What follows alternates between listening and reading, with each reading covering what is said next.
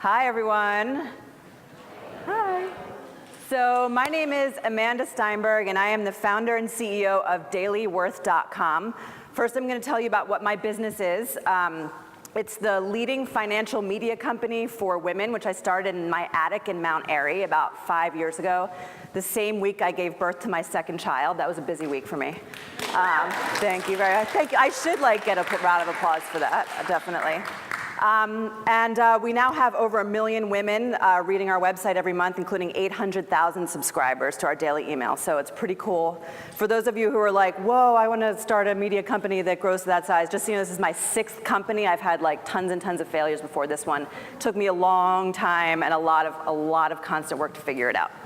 So I'm just going to tell you quickly kind of how our business operates, and then I want to tell you about where native advertising is going and different ways you can use it, both as a buyer and as a seller, and just kind of the general trends I see in overall advertising and how you can take advantage of them.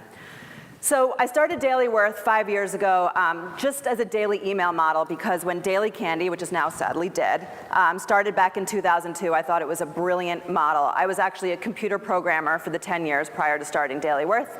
And even though I'd built so many hundreds of complex systems, what I loved about the email model was that it was really rapidly to scale and low tech and low cost to build. So I thought, what is it I'm going to deliver on a daily basis in an email format that no one's actually done before?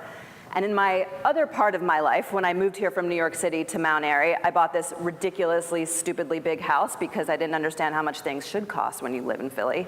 And even though I was making hundreds of thousands as a computer programmer, I logged into my bank account to pay my mortgage, and I didn't have any money because I bought too big of a house.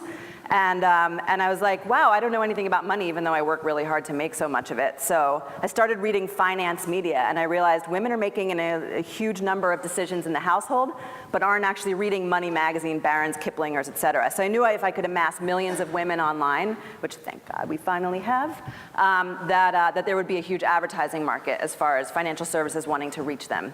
So that was 5 years ago.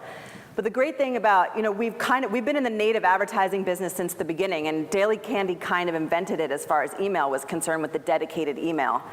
And you may not have think of it that way, but we've been doing it since the first week we launched, where we were sending 5 editorial emails, which means that the editor has no influence from advertisers and is sending 5 emails per week, and then once per week we would let an advertiser like H&R Block or ING Direct at the time, now Capital One, buy the right to write the entire email under our editorial voice. And I studied under all the people who ran Daily Candy and Daily Candy spin-offs. There's a total art form to this, which makes a lot of traditionally trained journalists probably roll over in their sleep at night, very uncomfortable. But there's a lot of change going on in the media industry, and yes, there's a lot of questions in terms of where journalism is going, but as the business owner and techie, I'm gonna give you the business owner and techie side of things, not just the journalism side of things.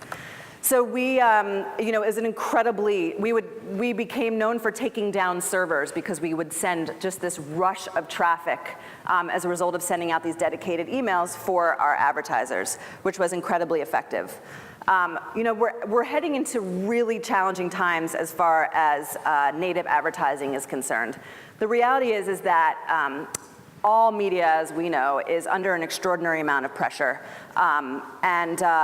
When I got into the business, it was not uncommon for us to be getting $200 CPMs for our emails, which means we would get $200 for every 1,000 subscribers that we had. You can do the math on how unbelievably lucrative that is.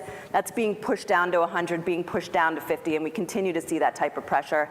It wasn't uncommon for us to see $10, $20 CPMs on the web. Now it's not uncommon for us to really just be looking at programmatic and kind of real-time bidding as far as the advertising is concerned, so all the models are changing so quickly. I see, Huffington Post and Forbes getting a lot of scrutiny for not paying their writers, but the reality is what they don't understand is what's happening to the media businesses themselves and their abilities to actually pay for the writers. If you think about who's really owning the advertising markets now more and more, it's Facebook and it's Google. It's media platforms that don't actually have to pay for the media. So here I am, a media CEO. I've taken $5 million in venture capital, and I'm watching this happen to the markets. while at the same time needing to make sure that we maintain our voice as a strong advocate for women's financial engagement and financial empowerment. It's a really hard thing to do and a really difficult thing to do, especially when anyone and everyone is willing to put affiliate links of some form into the editorial, which we do not do, in order to monetize every aspect of what you're publishing. And this is where things are starting to get really, really murky. They already are really, really murky. I'm sure a lot of you are in this position already.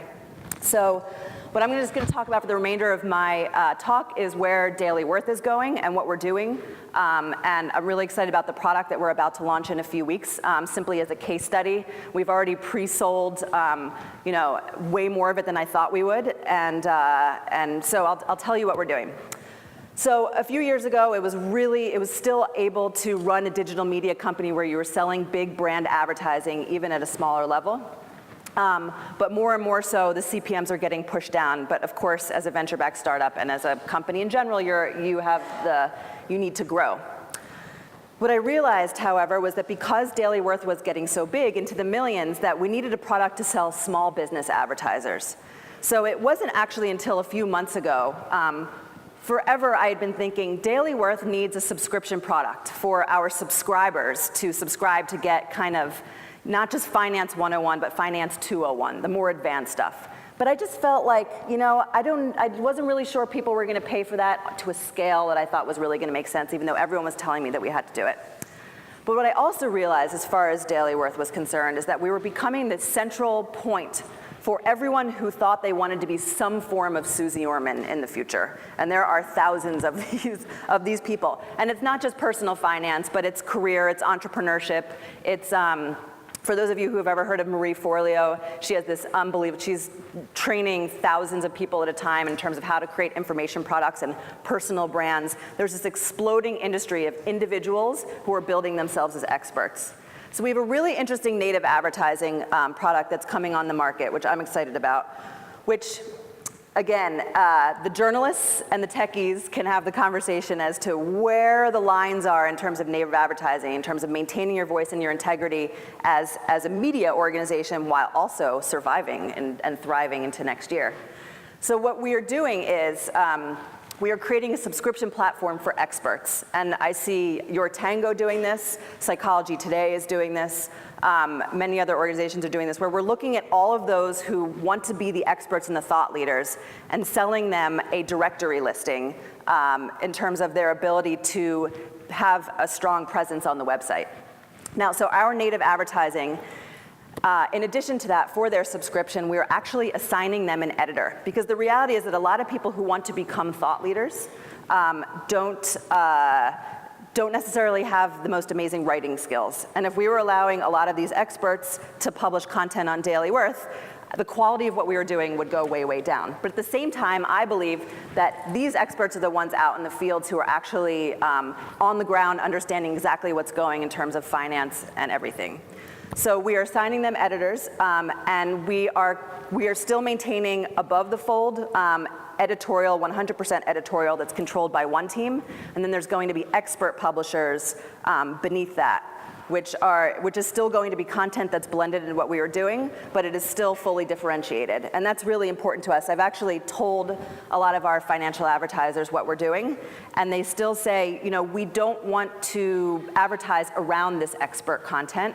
We want to align ourselves with the best editorial journalism.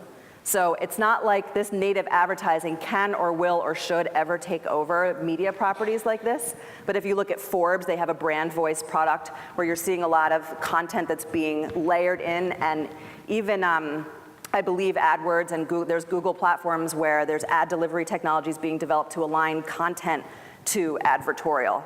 So as you can see, everything is, on the one hand, become very blended, but on the other hand, we're developing models to make sure that there is still a clear line, not only because at the end of the day, if we don't maintain our voice and we don't maintain the integrity of what we deliver, we're going to lose our readership. I mean, we will. But at the same time, understanding the pressures from CPMs is we have to innovate around the ways in which we are charging for content and the way we are layering it in. So it's an interesting, every media brand these days is a work in progress. I'm out on the venture capital trail a lot, and everyone from Hearst to Condé is trying to figure this out. Forbes is definitely very innovative, and so I hope this was helpful to you just as kind of a case study of what a small size media brand is doing in terms of experiments in the native advertising field. And I'm more than happy to take questions. Yeah? A question about native advertising versus paywalls. Yeah. Have you thought about that, balancing that, and how we can have both sides of the equation? Yes, so that would be for the users to pay to get to additional content. I've thought about it a lot. We've run programs but haven't actually done it. It's just, financial advice is a funny, women aren't stock traders. They're more retail investors, long-term, more conservative investors, at least in the economic climate. So it's not not like our audience is looking for real-time trades like a lot of other financial media organizations. So right now, I think our job is to serve the elevation of these experts. I just think it's better. There'd be so much competition there as well that I don't really want to go up against. Maybe one more question. We have some more? Wait a hand here. Okay. You spoke a little bit about these sites aren't paying for content as much, but then you mentioned that you might be assigning editors to these experts who don't have the great writing skills. Can you speak a little bit about, do you see a future in journalism and content for not necessarily writing, but the editing skills, and then the writing is becoming secondary? Or you speak to that a little bit? Yeah, I mean, I don't know if writing is necessarily becoming secondary, and this is definitely, our editor-in-chief was formerly the GM of Hearst over the entire women's digital. She was a really amazing hire for us. This is a constant debate in terms of how to structure it, where the writers are, who the editors are. Right now, the editorial team that produces our editorial content and then our expert blogger network is going to be a different staff. But we don't have any full-time writers on staff right now. All of that, more and more, I see the writers themselves being part of the contributor network, and the editors are the ones who can really make the traffics run on time, keep the editorial calendar together, make all the assignments, do the top-line editing, maintain the voice, et cetera. That's the skill set that we see as being most valuable in-house. Does that answer your question? Yeah. Cool. Can we thank Amanda Steinberg? Thanks.